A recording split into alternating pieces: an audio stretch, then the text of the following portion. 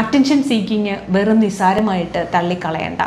Attention seeking എന്ന് തോന്നുന്ന പല കാര്യങ്ങളും കുട്ടികൾ സൂയിസൈഡൽ അറ്റംപ്റ്റിലൊക്കെ വന്നതിന് ശേഷം നമ്മൾ തിരിച്ചു പോയി അനലൈസ് ചെയ്യുമ്പോഴാണ് മനസ്സിലാകുന്നത് പല ഗെയിമുകളുടെ ഇമ്പാക്റ്റ്, പിന്നെ പല മൂവികളുടെ ഇമ്പാക്റ്റ്, അതേപോലെ തന്നെ ഓൺലൈൻ ഗെയിമുകളിൽ അപ്പുറത്തു നിന്നുള്ള ഇൻസ്ട്രക്ഷൻസ്, ഇങ്ങനെയൊക്കെ കുട്ടികൾ പോകുന്നതായിട്ട് മനസ്സിലാക്കാം. പക്ഷേ പലപ്പോഴും ഇത്തരം കാര്യങ്ങൾക്ക് അടിമപ്പെടുന്ന കുട്ടികളെ നോക്കുമ്പോൾ മനസ്സിലാകേണ്ടത് ഇവരുടെ ഈ ഹോർമോണൽ ഇംബാലൻസും അവരുടെ ഫാമിലിയുമായിട്ടുള്ള അവരുടെ അറ്റാച്ച്മെൻറ്റിലെ ആ സ്ട്രെങ്ത് കുറവും ഒക്കെയാണ് നമുക്ക് മനസ്സിലാകുന്നത്.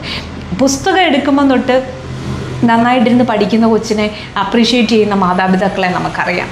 കാരണം കൊച്ചു പഠിക്കുകയാണല്ലോ, അങ്ങനെ ഒരു ഫീല് വരുന്നത്. അതേസമയം തന്നെ ഇച്ചിരി ഓടി നടക്കുന്ന കുഞ്ഞിനെ നമ്മൾ അടക്കിയിരുത്താനും നോക്കും.